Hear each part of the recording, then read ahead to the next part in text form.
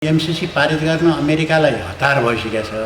अब उसले त वरिष्ठ उपाध्यक्ष र अर्को एउटा उपाध्यक्ष समेत चाहिँ पारित गर्नकै निम्ति भनेर यहाँ पठाएको हो।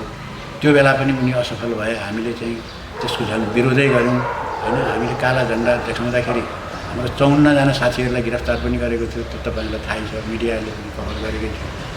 भनेपछि उनले त्यो बेला पास गर्न सकेनन् र चाहिँ त्यो आवेगमा आएर उनले उनका कर्मचारीहरूलाई चाहिँ यहाँका नेपालीहरूले अमेरिकाको शक्ति चिनेका रहेनछन्। अमेरिकाको चाहिँ वर्ल्ड ब्याङ्कसँगको सम्बन्ध के हो थाहा छ यिनीहरूलाई। आइएमएफसँगको सम्बन्ध के हो, एसियाली विकास ब्याङ्कसँग अमेरिकाको सम्बन्ध के हो, त्यो थाहा छ यिनीहरूलाई। हामी देखाइदिन्छौँ भनेर उनी गएकी थिइन्। त्यसो हुनाले उनीहरू धम्क्याएर हुन्छ, लोभ्याएर हुन्छ, घुस खुवाएर हुन्छ, जे गरी हुन्छ एमसीसी उनीहरूलाई पारित गर्नु छ र नेपालमा बसेर चीनसँग लड्नु छ। अब अहिले उनीहरूले एमसीसी पारित गरिदिए भने के हुन्छ भने उनीहरूलाई चुनाव जित्ने करिब ग्यारेन्टी हुन्छ। पैसा पनि कमी हुँदैन, अमेरिकाले समर्थन गरिदिन्छ। अर्को कुरो, अमेरिकाको यहाँ चाहिँ एमसीसी आएर पकड बलियो भयो भने वास्तविक रूपमा यहाँका कसलाई सरकारमा राख्ने कसलाई नगर्ने भन्ने त पुरै अमेरिकाले गरिदिन्छ नि। ढुक्क हुँदैन, आइने हो कि होइन भन्ने चाहिँ चिन्तै हुँदैन। ढुक्कसँग अमेरिकाले राखिदिन्छ उनीहरूलाई। तँ प्रधानमन्त्री बन, तँ यो मन्त्री बन, यो गर, सबै कुरो उनले व्यवस्था गरिदिन्छ। उनलाई कति सजिलो। त्यो कारणले गर्दाखेरि उनीहरू त अमेरिकालाई बोलाउन चाहन्छन्। प्रचण्डजीको चाहिँ त्यो सम्भावना छैन। प्रचण्डजीले बेला बखतमा चाहिँ पूर्व माओवादीहरू एक ठाउँ हुनुपर्छ भनेर जो भन्नुहुन्छ नि, त्यो दुई कारणले भन्नु। एउटा कारण चाहिँ विरोधीलाई तर्साउनलाई, तिमीहरू हामीलाई धेरै चिचोमिचो नगर, ज्यादती नगर, ज्यादती गऱ्यौ भनेदेखि चाहिँ देखाइदिन्छौँ फेरि पहिलेको जस्तै भनेर तर्साउनलाई। अब दोस्रो कुरो चाहिँ के छ त भने फेरि उहाँको पङ्क्ति पनि निराश हुँदै गएको छ। उनीहरूले त केही भविष्य देखाएको छैन। थोरै नेताहरूले नै फाइदा उठाए। क्रान्तिकारी नेता भनेर अब कसैले विश्वासै गर्दैन। उनलाई सबै विश्वास गुमाइसकेका छन्। त्यो क्षमतै उनीसँग छैन। अब भनिसकेपछि उनले गरेर पनि त्यो एकता हुँदैन। दर्शकवृन्द, विशेष संवादमा यहाँहरूलाई स्वागत छ। नेकपा क्रान्तिकारी माओवादीका प्रभावशाली नेता, वरिष्ठ नेता सीपी गजुरेल, कमरेड गौरव आज हामीसँग हुनुहुन्छ। सर, स्वागत छ। धन्यवाद। यो जुन रूपमा सरकार गठन पश्चात यहाँहरूले एमसीसीको विरोध गरिराख्नु भएको थियो, अब आन्दोलनै छेड्नु भयो, प्रदर्शन भयो, काठमाडौँमा 10,000 जनता पनि उतार्नु भयो। तर पछिल्लो क्रियाकलाप हेर्दै गर्दा सरकारले चाहिँ हिजै मात्र प्रधानमन्त्री शेरबहादुर देउवाले एमसीसी नेपालको हितमा छ, पास गर्नुपर्छ, अमेरिकाले संशोधन गर्न तयार छ अमेरिका भनिसकेको परिदृश्यमा अबको यहाँको रणनीति के हुन्छ? अब पहिलो कुरो त यो एमसीसीको जुन विषय हो, यो भर्खरै यो सरकार बनेपछि उठेको विषय होइन। यो हामी करिब 2 वर्षदेखि नै यसको विरोधमा चाहिँ सडक सङ्घर्ष हामी गरिराखेका छौँ र विभिन्न पक्षहरूले चाहिँ आफ्नो ढङ्गले एमसीसीको विरोध गर्दै आएको छ। पछिल्लो चरणमा आएर चाहिँ तपाईँले भने जस्तै के हो त भने यो सरकार बनिसकेपछि यो नबन्दैखेरि ओलीले नेतृत्व गरेको सरकार हुँदैखेरि पनि उनीहरू एमसीसीलाई पारित गर्नको निम्ति उनीहरू तयार थिए। ओली प्रधानमन्त्री थिए र उनी बारम्बार के भन्दै थिए भने अब चाहिँ यो प्रस्ताव चाहिँ टेबल हुनु पर्यो, अब यो अधिवेशनमै पारित गर्नुपर्छ एमसीसी भनेर पनि भन्दै थिए र चाहिँ सभामुखलाई चाहिँ त्यो जोड लगाउँदै थिए। र अर्कोतिर शेरबहादुर देउवा चाहिँ कति बेला तपाईँहरू चाहिँ प्रस्ताव अगाडि सार्नुहुन्छ, हामी भोट दिन त तयारै छौँ, यो त सरकारले सार्नु पऱ्यो नि त्यो प्रस्ताव, छिटोभन्दा छिटो, किन ढिलो गरेको भनेर भन्दै थिए। त्यतिखेरै एमसीसी पास गर्ने उनले ठुलो तयारी गरेका थिए। तर हामीले चाहिँ कमसेकम के गर्यौँ भने सडक आन्दोलन, त्यसपछि एमसीसीको विरोधमा भएका त्यतिखेरको डबल नेकपाका साथीहरू र अन्यत्र भएका सबै चाहिँ एमसीसी विरोधीहरूलाई थोरै चाहिँ कोअर्डिनेसन हामीले गरेर सबैतिरबाट एकैचोटि आवाज उठाउने कामहरू गऱ्यौँ। जसले गर्दा चाहिँ के हो भने त्यतिखेरको सत्ताधारी चाहिँ डबल नेकपाभित्र त्यहाँ बहस चल्यो। बहस चलिसकेपछि त्यहाँ केन्द्रीय समितिको बैठकमा त्यो विषय उठेपछि चाहिँ त्यसको लागि चाहिँ कार्यदल बन्यो ढलनाथजीको संयोजकत्वमा। र कार्यदलको बहुमतले के पारित गर्यो भने, के प्रस्ताव अगाडि सार्यो भने यो एमसीसी चाहिँ जस्ताको तस्तै पास गर्न सकिँदैन, गर्नु हुँदैन भनिसकेपछि अब उनीहरूलाई एउटा समस्या उत्पन्न भयो र त्यतिखेर पनि पास हुन सकेन र पछि यो सरकार बनिसकेपछि चाहिँ के भयो त भने फेरि ओली त पास गर्न तयारै छन्। अनि पहिलेदेखि हामी चाहिँ पास गर्नुपर्छ भनिरहेका छौँ, अहिले पनि तयारै छौँ भनिरहेका छन्। तर अहिलेको जुन 5 दलको गठबन्धन छ त्यो 5 दलको गठबन्धनभित्र चाहिँ 3 दलमा स्पष्ट रूपले चाहिँ अहिले यत्तिकै पारित गर्नु हुँदैन भन्ने छ र खास गरेर उपेन्द्र र बाबुरामहरूकोमा चाहिँ त्यहाँ विवाद छ। बाबुराम पास गर्नुपर्छ भन्नेमा छन् र उपेन्द्र यादव पास गर्नु हुँदैन भन्नेमा छन् र नेपाली कङ्ग्रेस चाहिँ अहिलेसम्म 16 डोलो चाहिँ पास गर्नुपर्छ भन्ने देखिएको छ। त्यसले गर्दाखेरि यो गठबन्धनभित्रै चाहिँ कुरा नमिलिरहेको हुनाले यो अहिले पास गर्ने एजेन्डाको रूपमा यो प्रस्तुत हुन सकेको छैन। जहाँसम्म शेरबहादुर देउवाले भन्ने कुरा हो त्यो उनले त सैकडौँ पटक भनिसके, अझै पनि दिनको एकपल्ट जस्तो कुरा एमसिसी चाहिन्छ पास गर्नुपर्छ भनिरहन्छन्।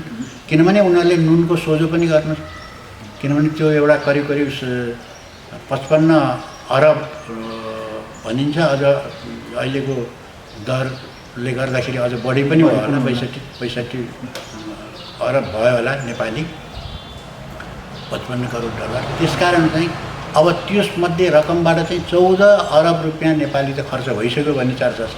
त्यो कहाँ गयो त भन्दाखेरि त अब त्यसलाई पारित गर्नेमा खर्चमा त कतिले चाहिँ अब त्यो लिएर खाइ पनि सक्यो होला। त्यस हुनाले तिनले त नुनको सोझो पनि गर्नुपर्छ। त्यस हुनाले त्यो नुनको सोझो उनीहरूले गरिराखेका छन्। तर अहिले पनि सत्ताधारी दलहरूको बिचमा यो विषयमा कुरा मिलेको छैन। नमिल्दासम्म यो प्रस्तावमा जान्छ भन्ने लाग्दैन।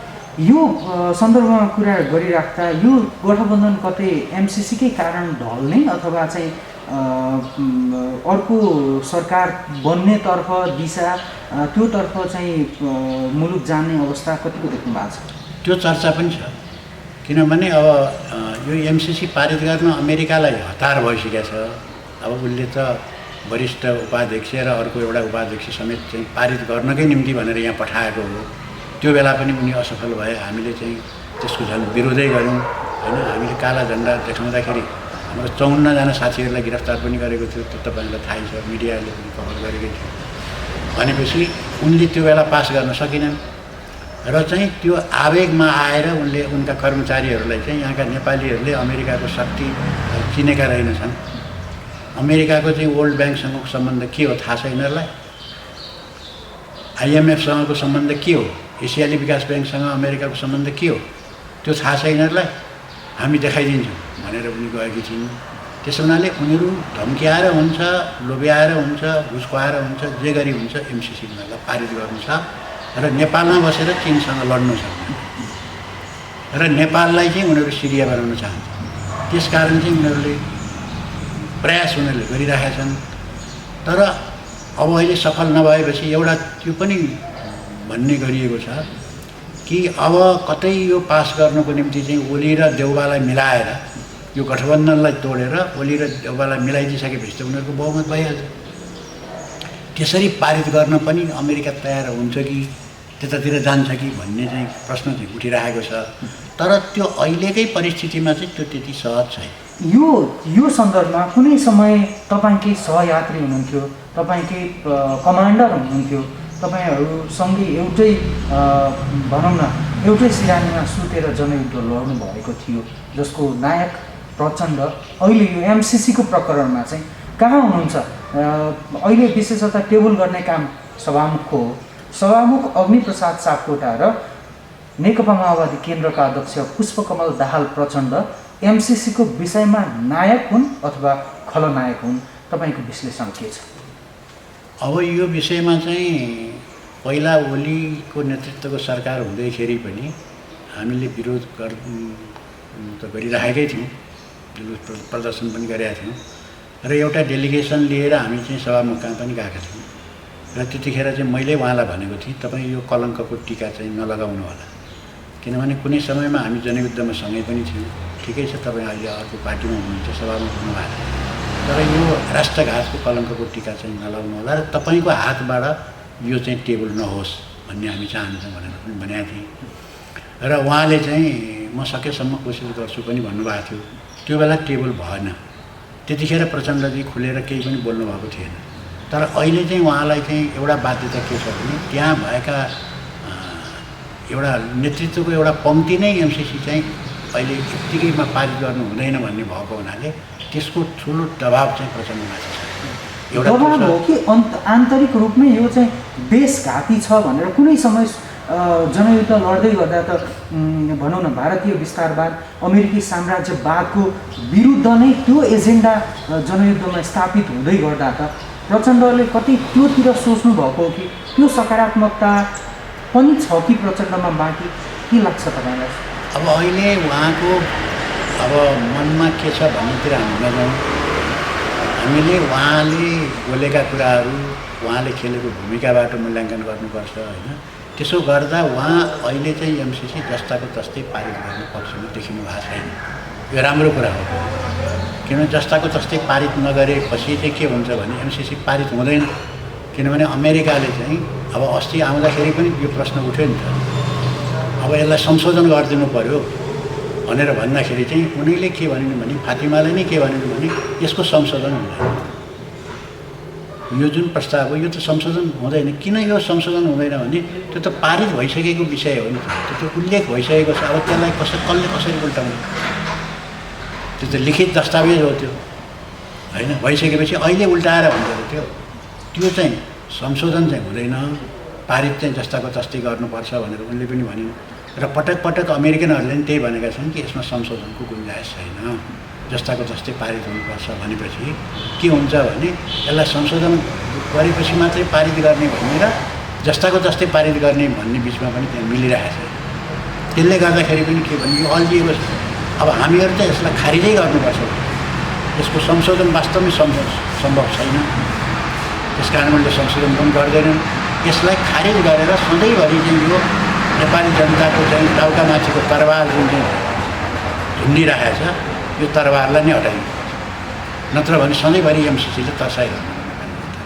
त्यसैले हामी चाहिँ खारिजै हुनुपर्छ। हो, यो सन्दर्भमा कुरा गरिराख्दा अमेरिकाले यो हदसम्म गएर उपाध्यक्ष नै पठाएर एमसिसी पास गर्नको लागि प्रमुख दलका सबै नेताहरूलाई आग्रह गर्नु, अनुनय विनय गर्नु, दबाब दिनुको पछाडि उसको चीनसँगको इन्ट्रेस्ट नै प्रमुखता हो अथवा अरू केही कारण छ?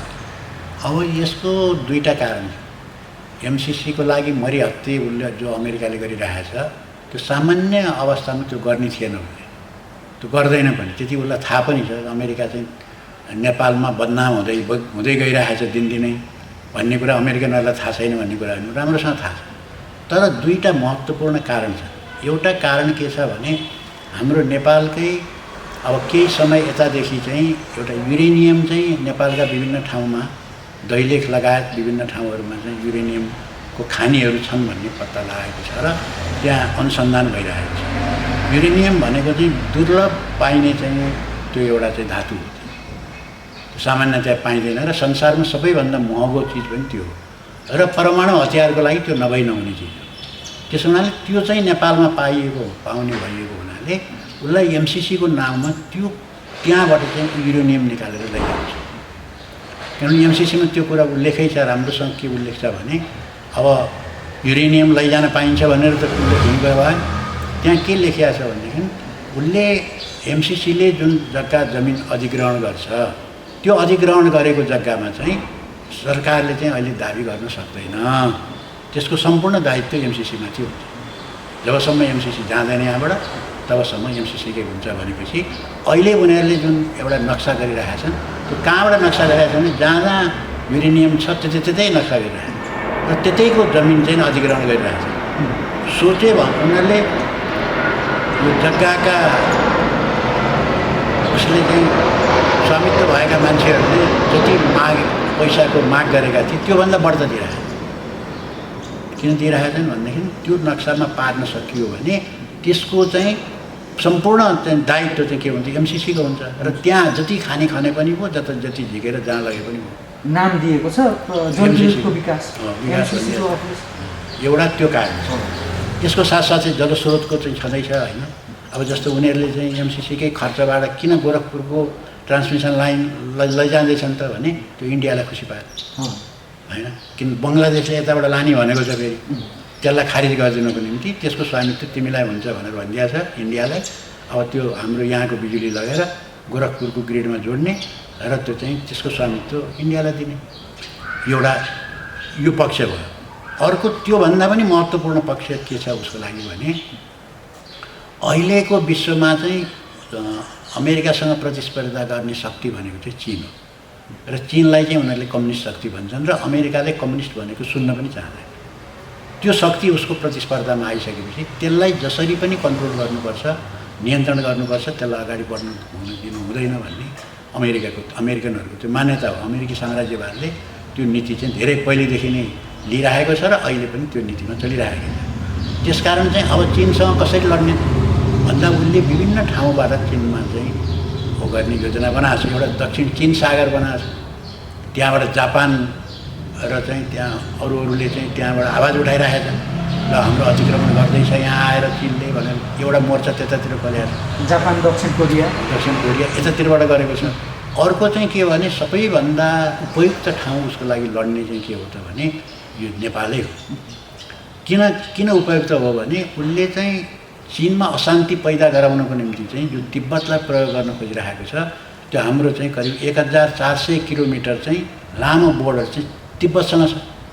अनि नेपालमा त्यो सबै उसको चाहिँ हालिमुहाली भइसकेपछि त के हुने हो भने जहाँबाट पनि तिब्बतमाथि आक्रमण गर्न सकिने हो, तिब्बतमाथि गडबड गर्न सकिने हो, यहाँबाट मान्छे पठाउने अनि गर्न सक्ने भयो नि त उसले।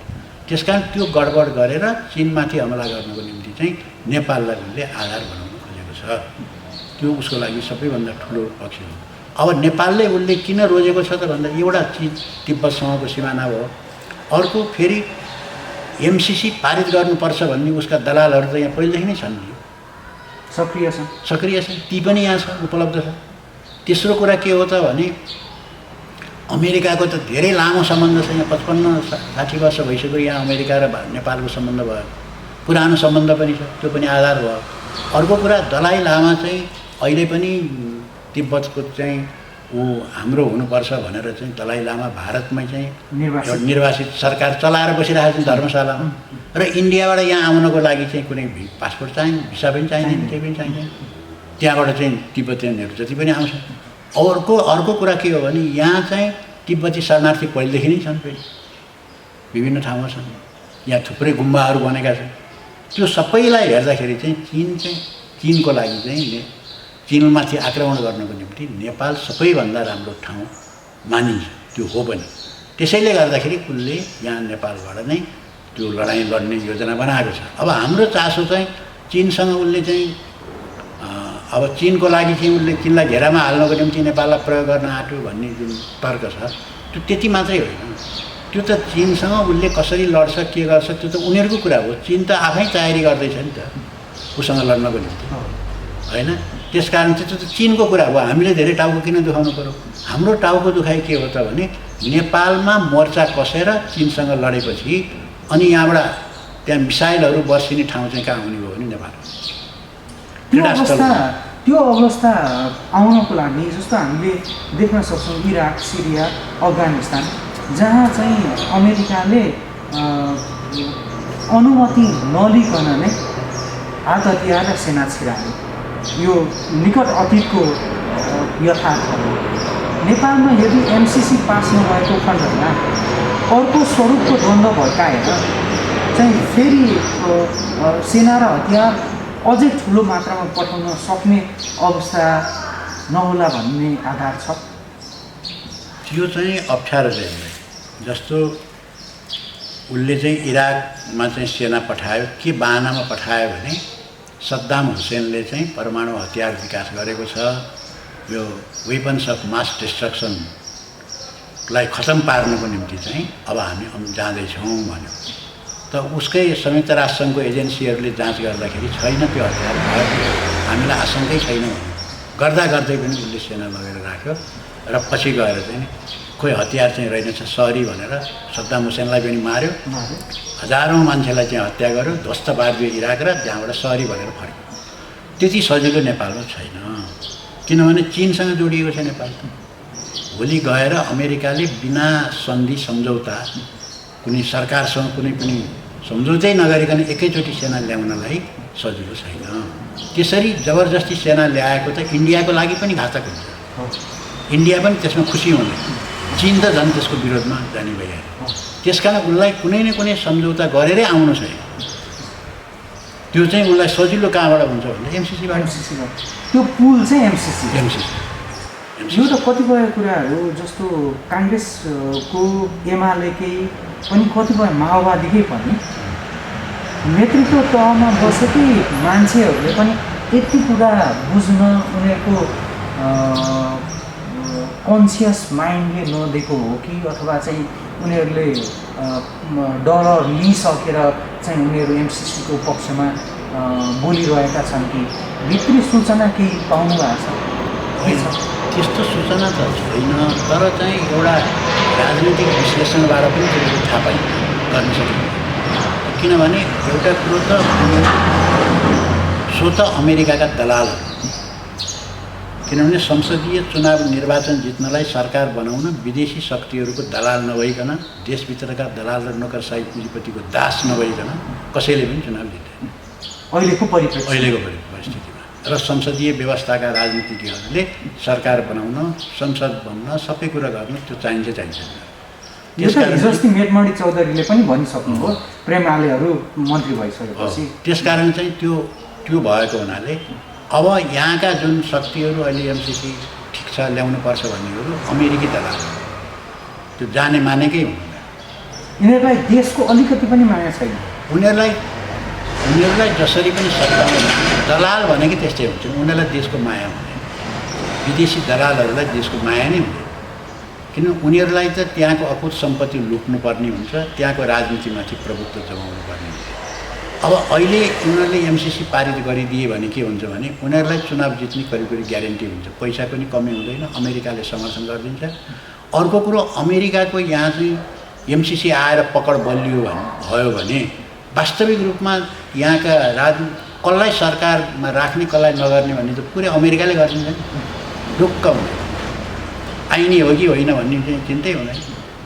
ढुक्कसँग अमेरिकाले राखिदिन्छ उनीहरूलाई, तँ प्रधानमन्त्री बन, तँ यो मन्त्री बन, यो गर, सबै कुरो उसले व्यवस्था गरिदिन्छ। उनीहरूलाई कति सजिलो। त्यो कारणले गर्दाखेरि उनीहरू त अमेरिकालाई बोलाउन चाहन्छन् नि।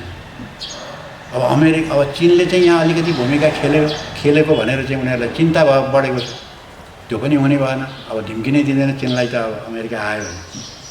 त्यसैले गर्दा विभिन्न पक्षबाट हेर्दाखेरि यो विदेशी दलालहरूलाई, साम्राज्यवादीका दलालहरूलाई चाहिँ उनीहरू आइदिएको फाइदा भएको हुनाले उनीहरू अब पहिलो अनि त्यहाँबाट उनीहरूले त त्यसको त पेस्की त रकम त लिइ पनि सकेको भन्ने आइरहन्छ चर्चा भनिसकेपछि। न त त्यत्रो रकम कहाँ गयो, केही गरेको छैन, रकम कहाँ खर्च हो। त्यस कारण उनीहरूले त्यो लिइ पनि सकेका छन्, बेसी रकम लिएका छन्। अब पुरा उनीहरूले लिन बाँकी नै छ, त्यो पनि अब लिनको निम्ति उनीहरू एमसिसीलाई यहाँ बोलाउन निम्ति आइरहेको छ। दर्शकवृन्द, हामी यति बेला देशभक्त जनगणतान्त्रिक मोर्चा नेपालका केन्द्रीय अध्यक्ष सिपी गजरेलसँग कुराकानी गर्दैछौँ। अब अलिकति पार्टीको सन्दर्भमा पनि कुरा गरौँ। अहिले तपाईँको पार्टीको महासचिव मोहन वैद्य किरण उपचाररत हुनुहुन्छ। यो सन्दर्भमा दोस्रो भनौँ अथवा प्रभावशाली वरिष्ठ नेताको हिसाबले पार्टी सञ्चालनको समग्र जिम्मेवारी तपाईँमाथि छ।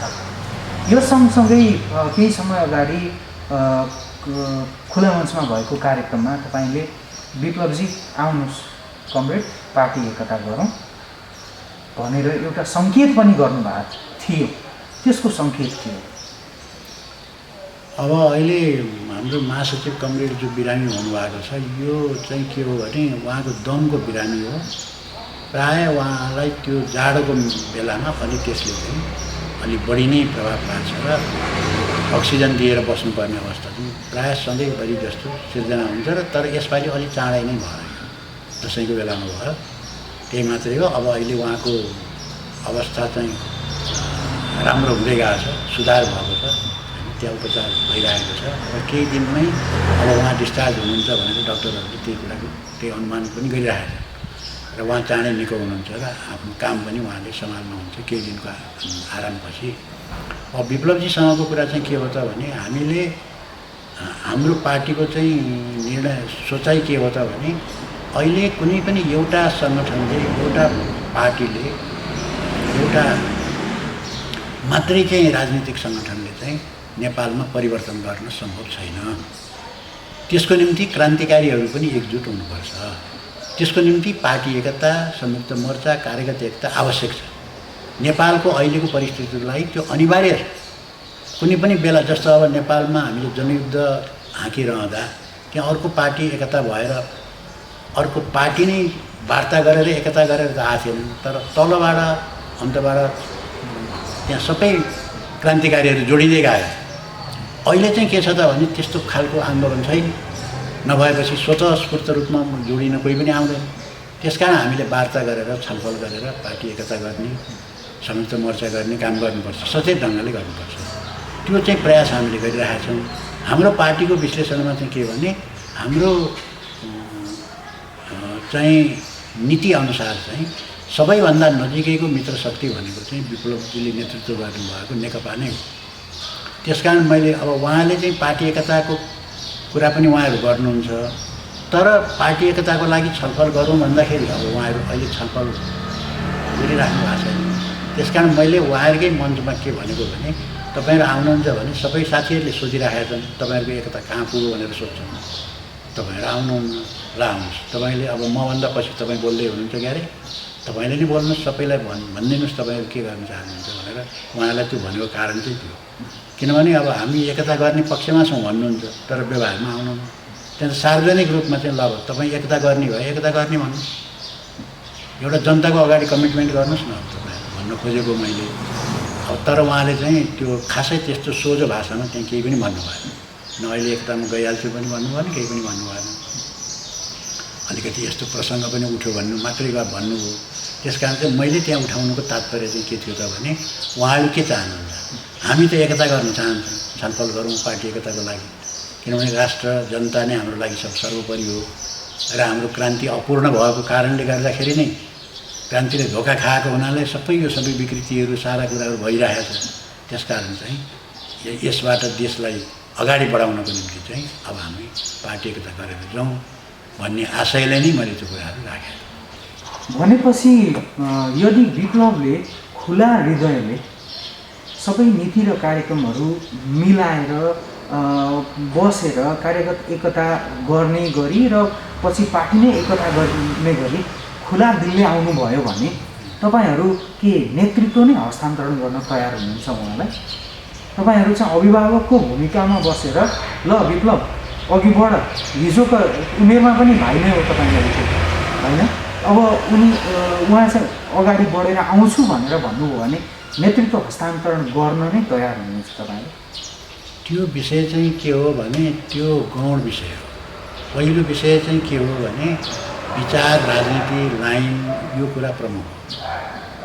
पहिला चाहिँ त्यो मिल्नु पऱ्यो होइन। त्यसमा हाम्रो अहिले पनि अन्तर छ, त्यसमा छलफल गरेर एक ठाउँमा हामी पुग्नु पऱ्यो। त्यसपछि अनि नेतृत्वको प्रश्न त्यसपछि आउने कुरा हो। अब अहिले हामीलाई यो लाग्दैन कि अब त्यो जसरी बाहिर अहिले छलफल पनि चल्ने गर्छ कि अब चाहिँ नि दोस्रो पिँढीलाई नेतृत्व सुम्पिनुपर्छ सबै पार्टीका भने काङ्ग्रेसमा अलिक बढी नै उठेको छ यो कुरो। पहिले एमालेमा उठ्ने गर्थ्यो होइन, अब त एमालेमा शक्तिशाली सर्वशक्तिशाली केपी नै हुने भयो। अब त्यो त्यसको कुनै गुन्जाइस पनि भएन। त्यसकारण चाहिँ हाम्रो त हामी चाहिँ कुन सिद्धान्तलाई मान्छौँ भने नेतृत्व सम्बन्धमा माओवादीले भन्नुभएको कुरालाई हामीले मान्दछौँ। यसमा उहाँले क्लियरली भन्नुभएको छ 3-in-1 को सिद्धान्त लागू गर्नुपर्छ भनेर।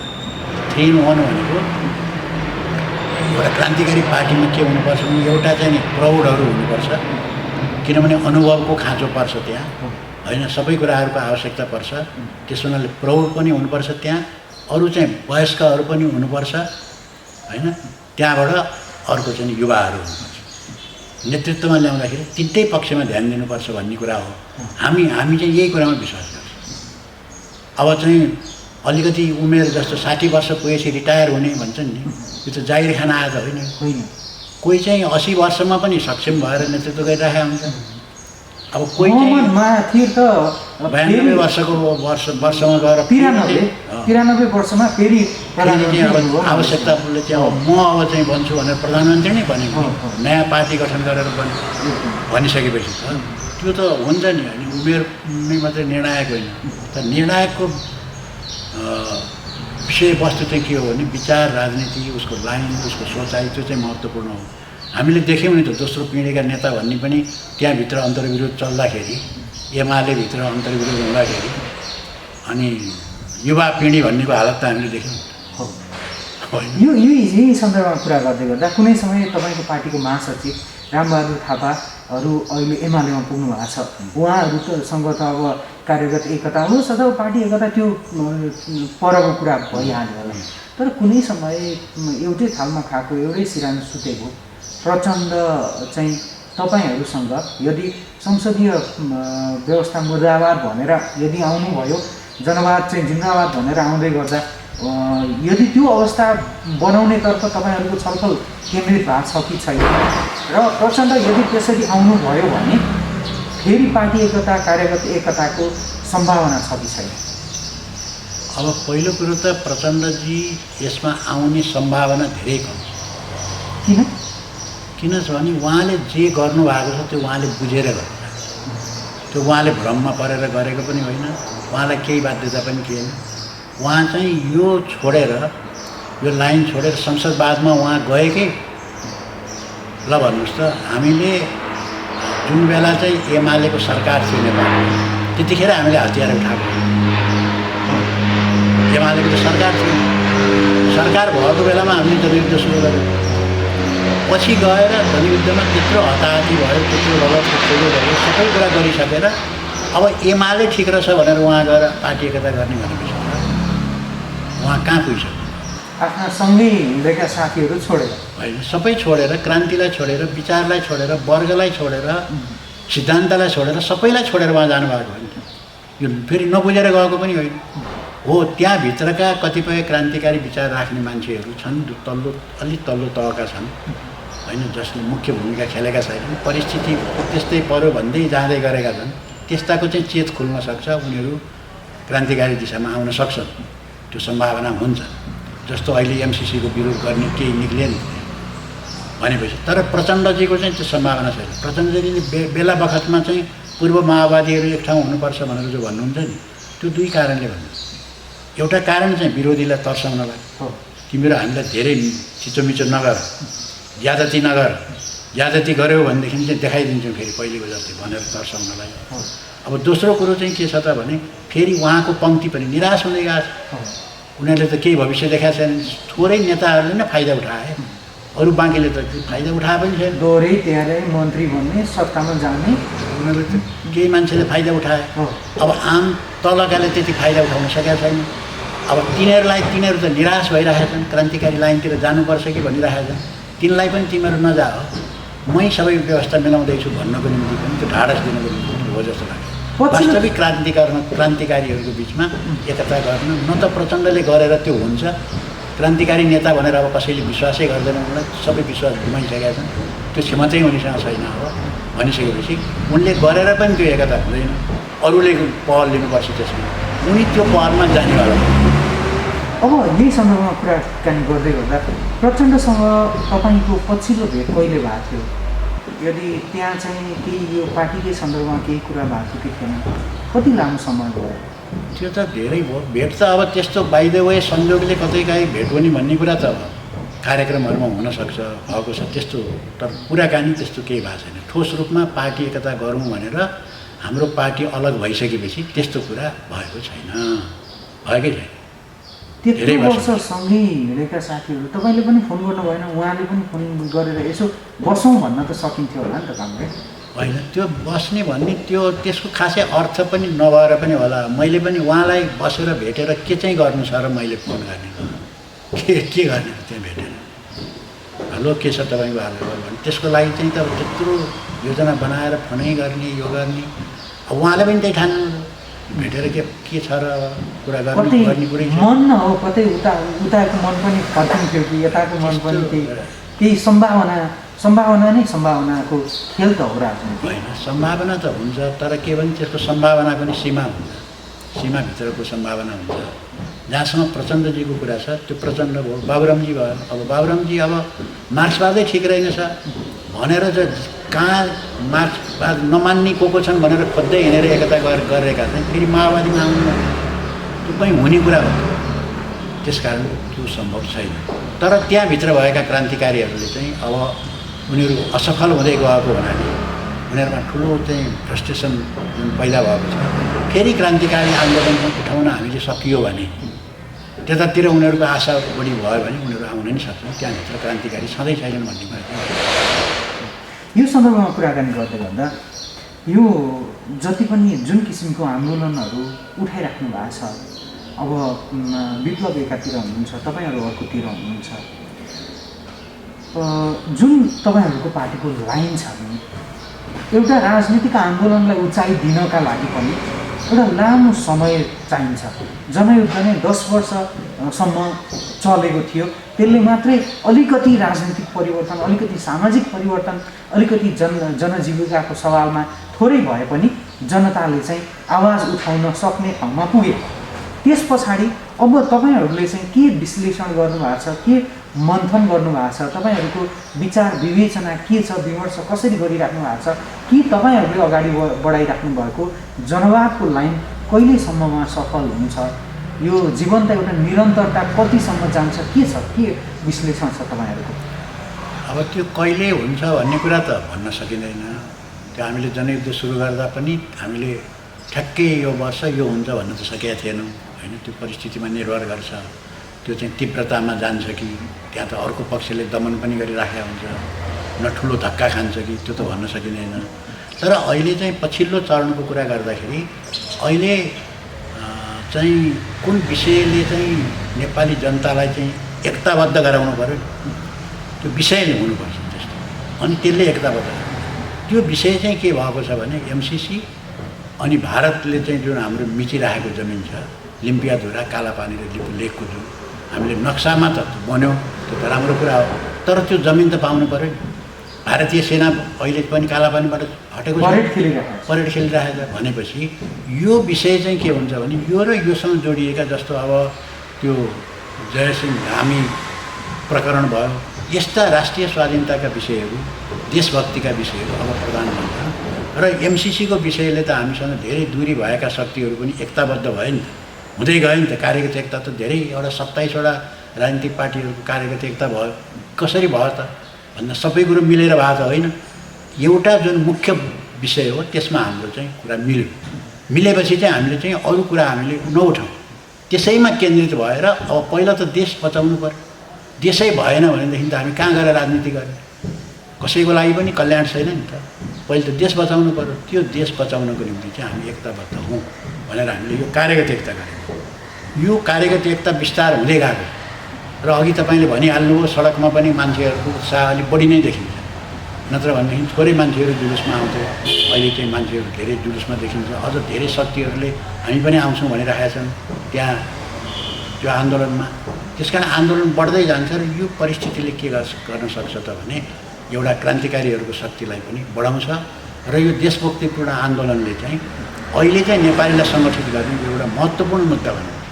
त्यस कारण यसैलाई केन्द्रमा राखेर हामीले विभिन्न राजनीतिक शक्तिहरूसँग वार्ता गरेका छौँ, छलफल गरेका छौँ। यो सबै भइरहेका छन्।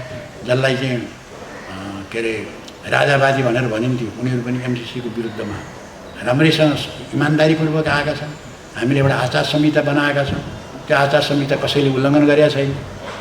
इमान्दारीपूर्वक त्यो आन्दोलनमा चाहिँ त्यही एजेन्डालाई केन्द्रित गरेर सबै आन्दोलनमा हामी उत्रेका छौँ। त्यसकारण चाहिँ के छ भने अहिलेको अवस्थामा चाहिँ राष्ट्रिय स्वाधीनताको विषय नै अहिले चाहिँ केन्द्रमा त्यही नै हुन्छ।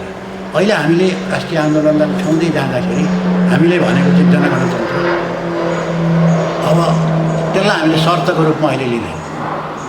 जनगणतन्त्र मान्ने जति आओ नभए नआओ भन्ने कुरा हुँदैन नि। देशको सबैको साझा हो नि, त्यसको माया सबैलाई छ, सम्पूर्ण जनताले बचाउने यो देशलाई भनेदेखि त्यो कुरा छोडिदिउँ होइन। अहिले चाहिँ के हो भनेदेखि एमसिसी खारेज हुनु यो मुद्दामा। तपाईँहरूले परिकल्पना गरेको जनगणतन्त्रमा राज संस्था अथवा राजतन्त्रको पनि स्पेस हुन्छ?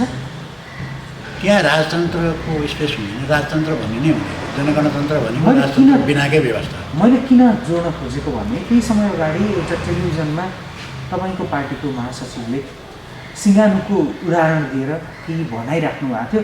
त्यसले चाहिँ धेरै राजावादीहरूलाई उत्साहित बनाएको छ। अब हामीलाई थाहा छ कि तत्कालीन शाही नेपाली सेनाको एउटा प्रतिवेदनमा चाहिँ माओवादीको तर्फबाट 5,000 मारिए, हामीले चाहिँ के अरे 12,000लाई कारवाही गऱ्यौँ भनेर समथिङ यस्तै एउटा प्रतिवेदन आइराख्दा त्यो तत्कालीन ज्ञानेन्द्र शाह जो शासक थिए 12,000 नागरिकको माथि गोली चलाउन आदेश दिने, उनलाई पनि तपाईँहरूले कति बोक्दै हुनुहुन्छ कि भन्ने एउटा मनोवैज्ञानिक त्रास पनि जनतामा एउटा बौद्धिक वर्गमा आएको छ कि यो के हो? त्यो के हो भने उहाँको अन्तर्वार्ता मैले पनि सुनेको छु, मैले 2 पल्ट सुने। त्यहाँ उहाँले ज्ञानेन्द्र भन्ने पनि भन्नुभएको छैन, राजा पनि भन्नुभएको छैन, र अब उनीहरूलाई ल्याउने ओर्ने भन्ने कुरा त हुँदै भएन। हो, त्यहाँ सिङ्गानुको कुरा गर्नुभएको छ। सिङ्गानुको प्रसङ्ग चाहिँ कस्तो हो भने त्यो बेला चाहिँ अमेरिकाले सिङ्गानु चाहिँ त्यतिखेर राजकुमार हुँदाखेरि, राजा हुँदा अनि चीन भ्रमणमा गएको थिए।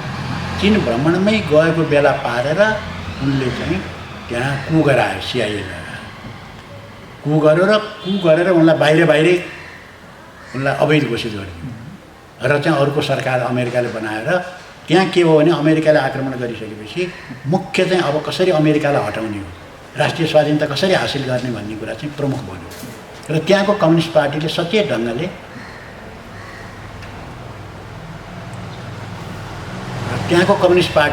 ढङ्गले चाहिँ सिङ्गानुसँग चाहिँ सम्झौता गर्यो र हामी मिलेर चाहिँ यो अमेरिकी साम्राज्यवादका विरुद्ध लडौँ र देशलाई स्वाधीन बनाऊँ भनेर चाहिँ उनीहरूको सहमति भयो। पछि चाहिँ गएर चाहिँ अमेरिकालाई त्यहाँबाट लखेटेपछि सिङ्गानुलाई राष्ट्रपति बनाइयो। त्यो चाहिँ एउटा विश्वमा घटेको सकारात्मक घटना हो नि, होइन? सिङ्गानु पनि त राजै थिए, होइन? तर उनले चाहिँ देशको निम्ति त ठुलो त्याग गरिदिए, उनको सत्तै खोसियो, सारा कुरा चाहिँ गरेर देखाइसकेपछि त त्यहाँ त पहिले नै तिमीलाई चाहिँ यो बनाउँछु भनेर सुरु भएको थिएन, त्यहाँ त देश बचाउँ भनेर सुरु भएको थियो। त्यस कारण हामीले अरू कुनै शर्त हामीले राखेका छैन। अहिले हामीले के राखेको छौँ भने तपाईँलाई मैले भनिहालेँ, अब चाहिँ राष्ट्रिय स्वाधीनता जोगाउने, देश बचाउने मुख्य कुरा हाम्रो लागि यो होइन। त्यो त गर्न सबैलाई अधिकार छ नि देशमा बस्नु। हामी देश बचाउँछौँ भन्दा पनि नपाउने त हुँदैन। त्यसो कारण चाहिँ अहिलेको मुख्य एजेन्डा त्यो हो। उहाँले त्यही विषयमा भन्नुभएको हो।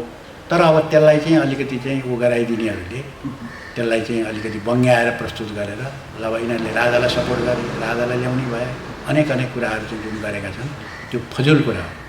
पहिले पनि हामीले चाहिँ राजावादीहरू चाहिँ अलि बढी एक्साइटेड भएका थिए त्यो अन्तर्वार्तामा। त्यो जुन कन्टेन्ट आयो त्यस पछाडि प्रगतिशील क्रान्तिकारी भनिएको नेकपा क्रान्तिकारी माओवादी पनि राजावादी लाइनमा आयो भन्ने जस्तो प्रचारित सामाजिक सञ्जालमा यो धेरै नै विवादको विषय बनेको थियो। त्यो कुरामा हामीले चाहिँ कहिल्यै पनि राजतन्त्र हामीले स्वीकारेका छैनौँ, स्वीकार्दैनौँ पनि होइन। किनभने हामीले हाम्रो पृष्ठभूमि पनि त्यो होइन। नेपालमा राजतन्त्रको अन्त्य त जनयुद्धको कारणले भएको हो। त्यो जनयुद्धलाई हामीले ठिक छ भन्ने चाहिँ हामी हौँ। त्यसको चाहिँ त्यसले चाहिँ पूर्णता पाएन, त्यसलाई पूर्णता दिनुपर्छ भन्ने अनि कहाँबाट जोडिन्छ र हामीले राजतन्त्रको पक्षमा हामी जाने कुरा भएन। तर यसको अर्थ के हो भनेदेखि देश बचाउन आउँछौँ, हामी पनि देशको लागि लड्छौँ भनेर कोही आउँछन् भने त्यो चाहिँ हामी सबैलाई स्वीकार गर्नुपर्छ। त्यहाँ देश बचाउने एजेन्डा चाहिँ मुख्य एजेन्डा भन्छ त्यो बेला। हवस्, महत्त्वपूर्ण समय र संवादका लागि यहाँलाई धेरै धेरै धन्यवाद। यहाँले हाम्रो विचार सम्प्रेषण गर्ने मौका दिनुभयो, धन्यवाद।